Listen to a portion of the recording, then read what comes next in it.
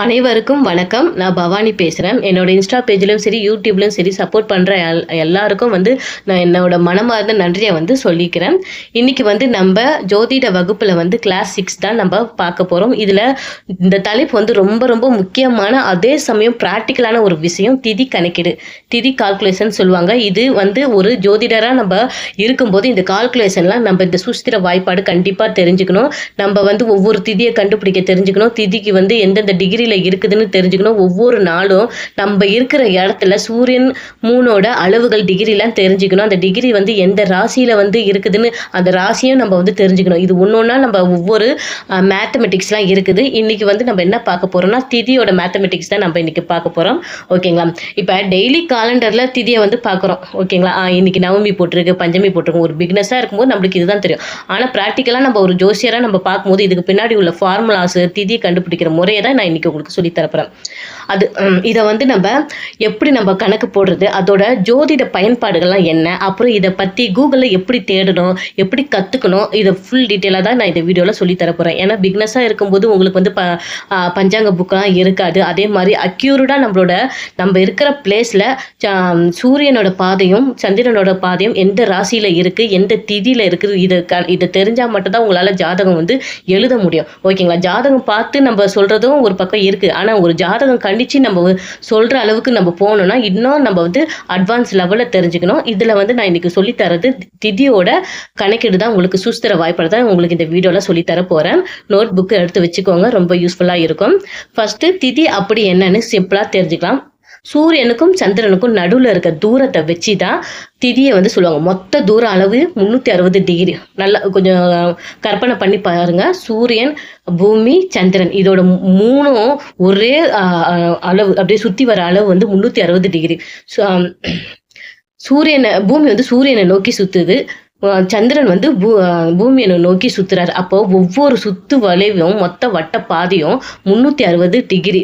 ஓகேங்களா? இது நல்லா ஞாபகம் வச்சுக்கோங்க. சந்திரன் ரொம்ப வேகமாக சுத்தக்கூடிய கிரகம். சூரியனை விட சந்திரன் எவ்வளோ தூரம் முன்னாடி போயிட்டே இருக்குது அப்படின்ற இடைவெளியை இந்த பாகையோட டிகிரியை கண்டுபிடிக்கிறது தான் திதி. ஒவ்வொரு டிகிரிக்கும் ஒவ்வொரு திதி இருக்குது. அந்த திதியோட நேம்லாம் நம்ம பின்னாடி நம்ம ஸ்டார்டிங் கிளாஸ்லலாம் பார்த்துட்டோம் திதி நேம்லாம். இப்போ அந்த திதி எந்தெந்த டிகிரியில் இருக்குதுன்னா இன்றைக்கி கணக்கு பாடமாக நம்ம பார்க்குறோம். ஓகேங்களா? மொத்தம் 360 டிகிரி கொண்ட ராசி சக்கரத்தை சந்திரன் கடந்து எடுத்து கொள்ளும் காலம் தான் சந்திர மாதம். புரியுதுங்களா? இப்போ மொத்தமாக 360 டிகிரி ஒரு சுற்றளவு பாதைன்னு சொல்லியாச்சு. அதில் இருக்கிற ராசி சக்கரத்தை ஃபுல்லாக கடந்து வர மொத்த காலம் தான் 360. 30 காலம், ஒரு 30 நாள்னா சந்திர மாத காலம். இதெல்லாம் நல்லா தெரிஞ்சு வச்சுக்கோங்க. இந்த 360 டிகிரியை 30 பங்காக பிரிச்சிருக்காங்க. ஓகேங்களா? எப்படி பிரிச்சுக்கிறாங்கன்னா 360 30ஆல் வகுத்தா 12 கிடைக்குது. அப்போ 12 டிகிரினா ஒரு திதி. நல்லா ஞாபகம் வச்சுக்கோங்க. 12 டிகிரினா ஒரு திதி. அதாவது சூரியனுக்கும் சந்திரனுக்கும் இடையே உள்ள தூரம் ஒவ்வொரு 12 டிகிரி அதிகரிக்கும் போது ஒவ்வொரு திதி மரம். இப்போ ஃபர்ஸ்ட் திதி என்னது? பிரதம.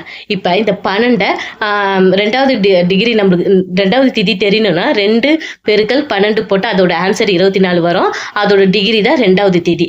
மூணாவது திதி கிடைக்கணும்னா 3 12 பெருக்குனா அது வர ஆன்சர், அந்த டிகிரி தான் மூணாவது திதி.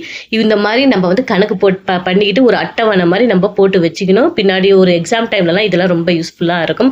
ஓகேங்களா? இப்போ வளர்ப்பிறனா அமாவாசை முடிஞ்சு பௌர்ணமி வரைக்கும் இருக்கிற 15 திதி. தேய்பிறனா பௌர்ணமி முடிஞ்சு அமாவாசை வரைக்கும் இருக்கிற 15 திதி.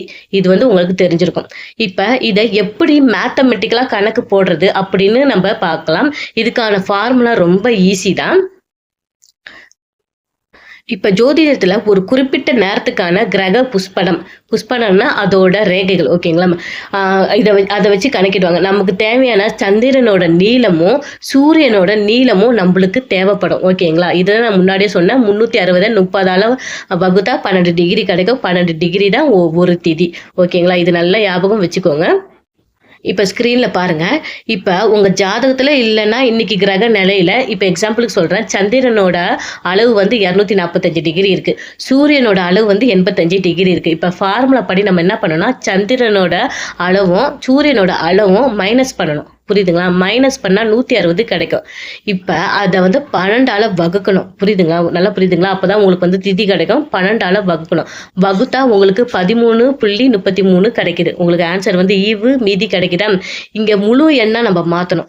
இங்கே முழு எண் வந்து 13. அதாவது 13க்கு உண்டான திதி வந்து நம்மளுக்கு கிடைச்சிருச்சு. இப்போ மீதி இருக்கிற நடப்பு திதியை 1ஆல் ப்ளஸ் பண்ணணும். 1ஆல் ப்ளஸ் பண்ணால் 14வது திதி கிடைக்குது. புரியுதுங்களா? இப்போ ரெண்டாவது முழு திதியா உங்களுக்கு வந்து கிடைச்சிருச்சு. அப்போ 14வது திதி வந்து உங்களுக்கு கிடைச்சிருச்சு. அதுதான் சதுர்த்தி. இப்படி தான் நம்ம சிம்பிளா கவனிக்கணும். இன்னும் டவுட் இருந்துச்சுன்னா கேளுங்க, நான் வந்து சொல்றேன். இப்ப இந்த திதிய வச்சு ஜோதிடத்துல என்னென்ன பண்றாங்கன்னு பார்ப்போம். இது சும்மா கேலண்டர் பார்த்து விசேஷம் குறிக்கிறதுக்கு மட்டும் கிடையாது. முகூர்த்தம் குறிக்க இந்த சுப காரியங்கள் செய்யறதுக்கு வளர்ப்பிற திதிகள்லாம் என்னது, தூவிதியை, திருதியை, பஞ்சமி, சப்தமி, தசமி, ஏகாதசி, துவாதசி, இது ரொம்ப நல்லதுன்னு சொல்லுவோம். சதுர்தசி, அஷ்டமி, நவமி, சதுர்தசி போன்ற திதிகளை வந்து சுப காரியங்களுக்கு வந்து தவிர்ப்போம். ஓகேங்களா? இதெல்லாம் உங்களுக்கு முகூர்த்த நாளிகை பற்றி சொல்லும் போது உங்களுக்கு அது டீட்டெயிலாக சொல்கிறேன். ஏன்னா வீடியோ வந்து ரொம்ப லென்த்தாக போகும். நிறைய பேர் வீடியோ வந்து ஃபுல்லாக பார்க்க மாட்டேங்கிறீங்க. அதனால நான் சிம்பிளாகவே சொல்கிறேன். அதே மாதிரி திதி சூன்யம், இது வந்து ரொம்ப முக்கியமான கான்செப்ட். நீங்கள் பிறக்கும் போது எந்த திதியோ அந்த திதிக்குன்னு சில சூன்ய ராசிகள்லாம் இருக்கு. அந்த ராசி உங்க ஜாதகத்துல பலம் இழந்து போகும்போது, எக்ஸாம்பிளுக்கு பிரதம திதியில பிறந்தவங்களுக்கு துலாம் மற்றும் மகர ராசிகள் வந்து சூன்ய ராசியா இருக்கும். ஓகேங்களா?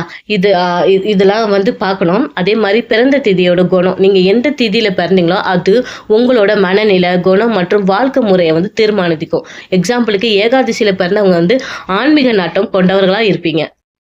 அதே மாதிரி நம்ம முன்னோர்களுக்கு திதி கொடுக்கறதுக்கு அமாவாசை மற்றும் அவங்களோட இறந்த திதி கணக்கெடுக்கிறதுக்கு, இதுக்கு எல்லாமே கணக்கெடுக்கிறதுக்கு இந்த திதியோட ஃபார்முலா வந்து ரொம்ப யூஸ்ஃபுல்லாக இருக்கும். இப்போ நம்ம கூகுளில் வந்து சர்ச் பண்ணி பார்க்கலாம். ஏன்னா உங்ககிட்ட பஞ்சாங்க புக்கெலாம் இருக்காது. அதனால உங்களுக்கு ஈஸியாக சொல்கிற மாதிரி நான் வெப்சைட் லிங்க் வந்து கமெண்ட்டில் கொடுக்க முடியல. ஏன்னா எனக்கு இன்னும் யூடியூப்பில் வந்து அந்த ஃபெசிலிட்டி வந்து லிங்க் கொடுக்குற ஃபெசிலிட்டி கொடுக்கல. நானும் ட்ரை பண்ணி பார்த்துட்டேன். அதனால அந்த லிங்க்கை வந்து நான் வந்து நேமாக நான் வந்து எழுதி போடுறேன். இன்ஸ்டாகிராம்லேயும் நான் வந்து போடுறேன். அது அந்த லிங்கை கூட நீங்க ஸ்ட்ரைட்டா நீங்க பார்த்துக்கலாம். ஓகேங்களா? அந்த வெப்சைட்ல போயிருங்க.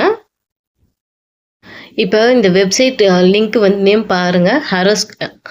ஹாரோஸ்கோப் ஆஸ்ட்ரோ seek.com போட்டிருக்கோம். இந்த லிங்கை வந்து பார்த்துக்கோங்க.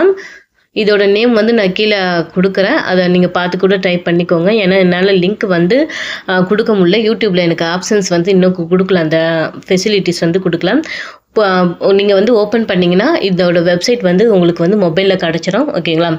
இப்போ இதில் வந்து கரண்ட் பிளானட்ஸ் இருக்குது பாருங்கள்.